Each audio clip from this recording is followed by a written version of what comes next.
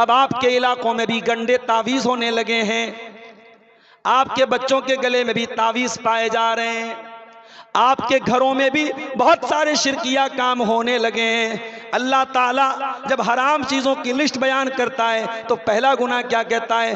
अल्लाह तुशरिकू बिही शैया, कि अल्लाह के साथ किसी को शरीक न करना। और एक हदीस में अल्लाह के नबी हजरत मुआज इब्न जबल से कहते हैं, ला तुशरिक बिल्लाह, ऐ मुआज अल्लाह के साथ कभी शिरक न करना।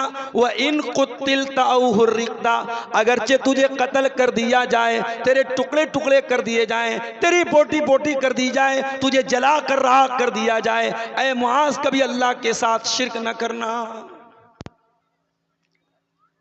और एक बात बोलूं, अभी बहुत सारे लोग यहां आके चंदा देते हैं, मौलाना साहब मेरे माँ बाप की तरफ से ये चंदा है।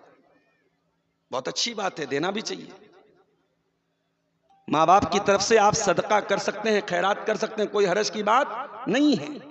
मगर एक बात बोलता हूं, अगर माँ बाप मुशरिक हैं और शिर्क की हालत में मर गए बगैर तौबा किए, तो ऐसे माँ बाप की तरफ से ना तो सदका दिया जा सकता है, ना चंदा दिया जा सकता है, ना ऐसे माँ बाप के लिए मगफरत की दुआ की जा सकती है। अल्लाह,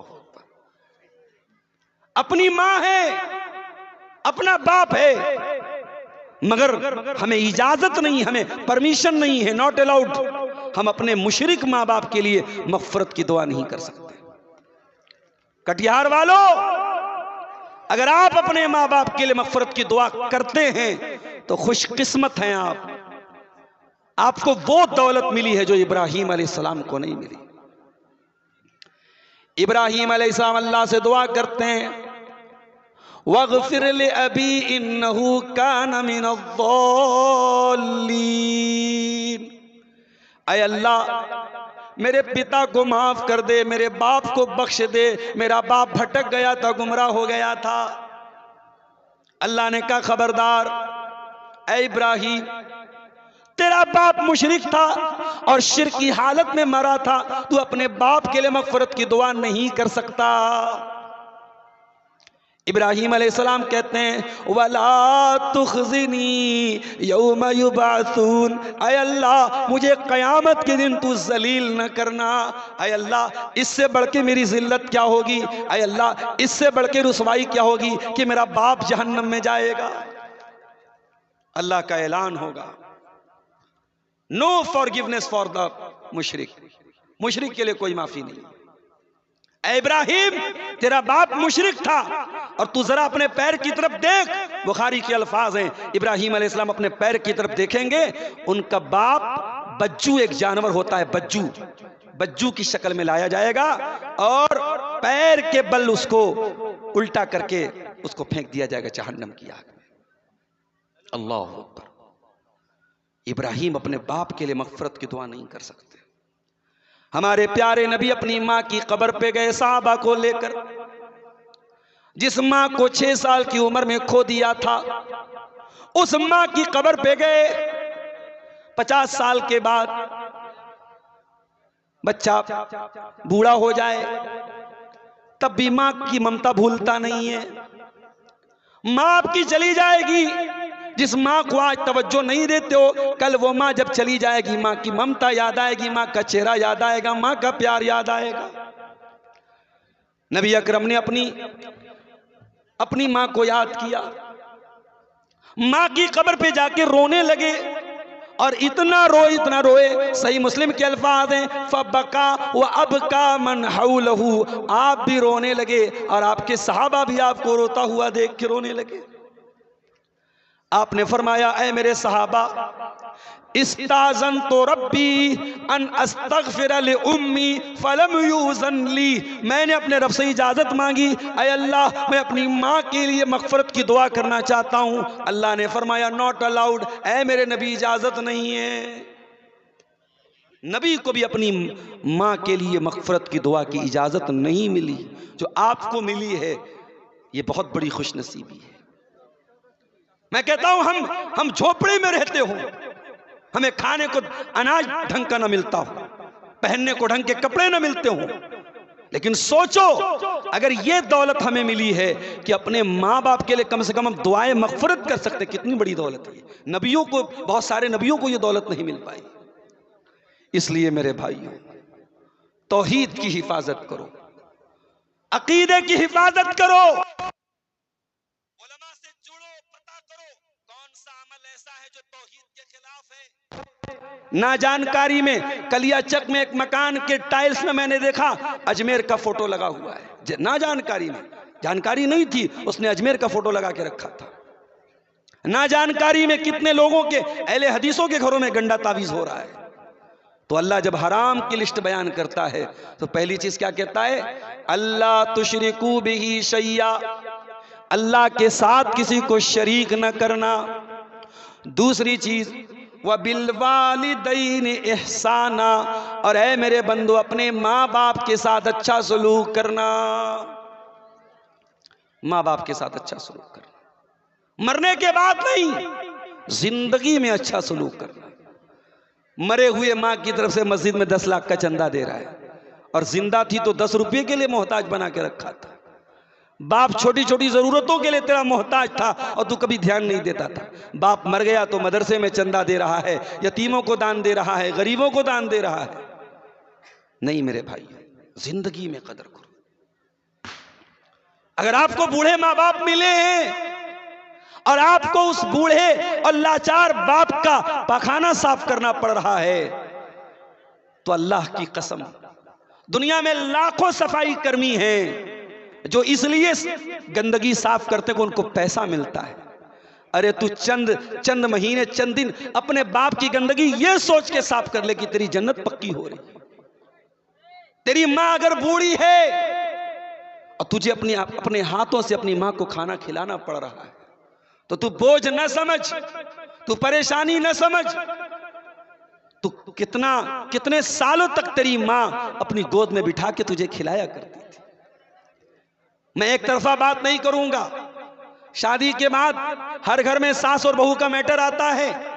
शौहर बेचारा परेशान हो जाता है, माँ की बात मानूं कि बीवी की बात मानूं। मैं कहता हूं भाई, एक के पैरों के नीचे जन्नत है और एक के साथ तुझे जन्नत में जाना है।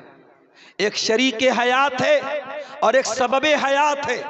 एक ने तुझे पैदा किया और एक तेरे लिए तेरे बच्चों को पैदा करेगी।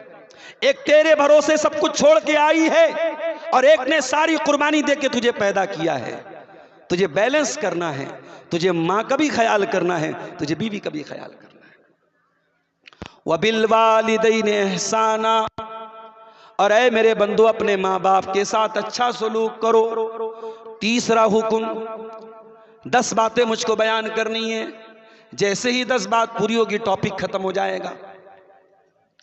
और अगर मौलाना जर्जी साहब स्टेज पर आ गए तो वैसे भी बड़ा मसला हो जाता है ना।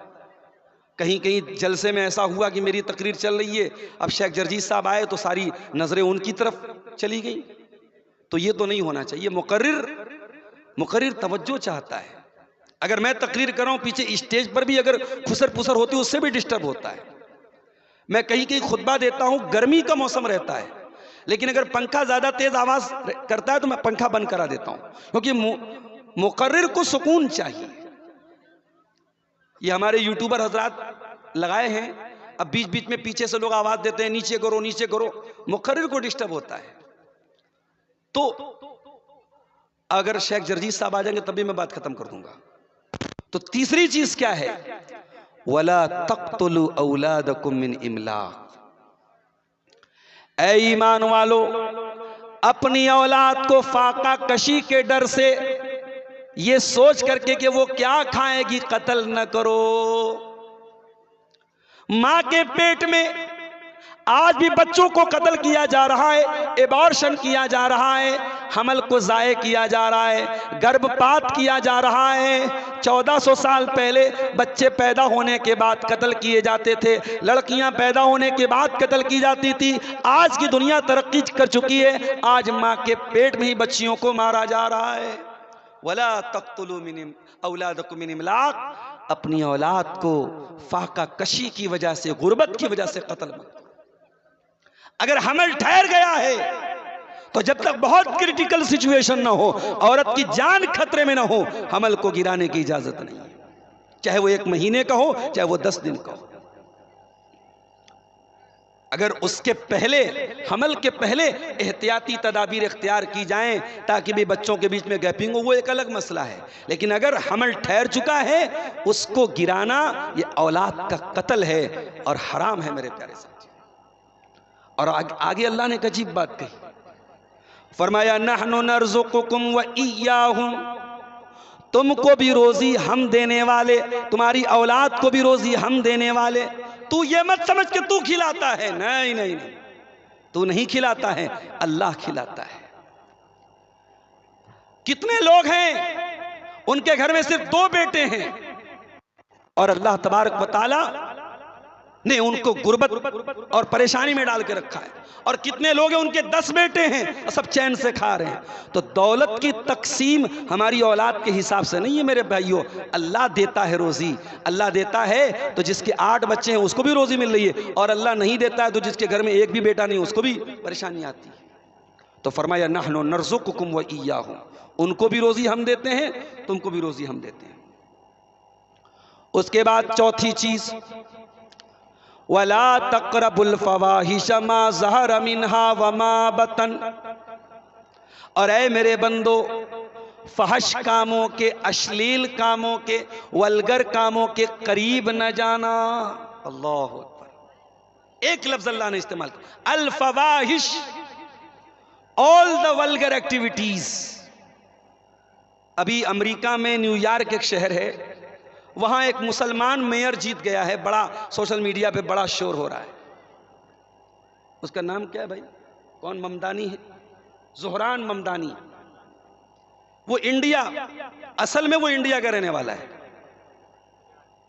और मसलक के एतबार से वो शिया है, और शियों में भी इस्ना अशरी शिया है, जो सहाबा को गाली देने वाला फिरका है, उससे उसका ताल्लुक है। मुसलमान बड़े खुश हो रहे हैं साहब, अमेरिका के इतने बड़े शहर न्यूयॉर्क में एक मुसलमान मेयर बन गया।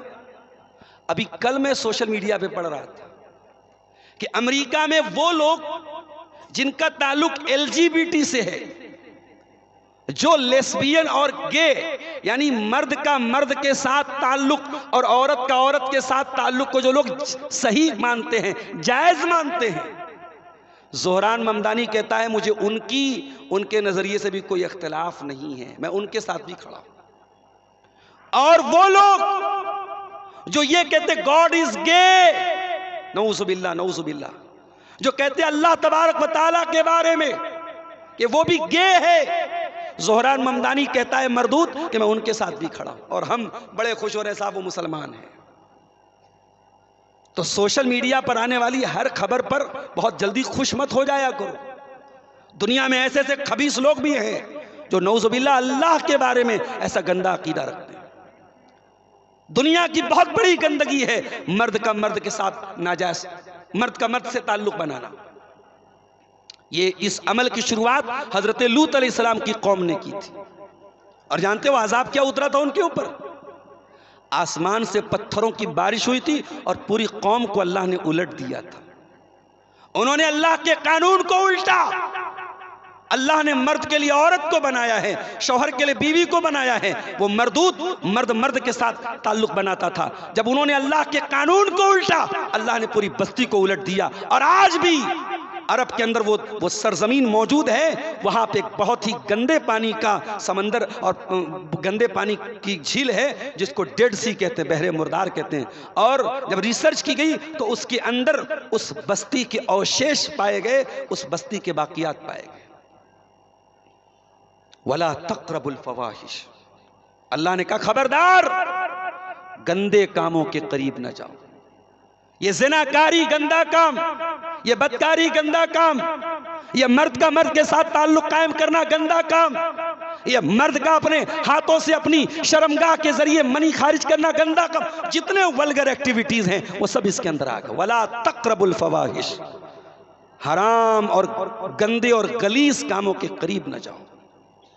और आगे अल्लाह ने एक बड़ी अजीब बात कही, फरमाया मा ज़हर मिन। अच्छा, मैं ये सब बयान कर रहा हूँ, ये यूट्यूबर से बोल देता हूँ, अगर किसी ने कोई गंदा थंबनेल लगाया और मैं इससे कोई मतलब नहीं रखूँगा कि कौन से चैनल का है। मैं इतने सारे चैनल वालों को पहचान नहीं सकता। अब मेरे पास कोई क्राइटेरिया नहीं कि मैं फ़िल्टर करूँ कि कौन सही है कौन गलत है।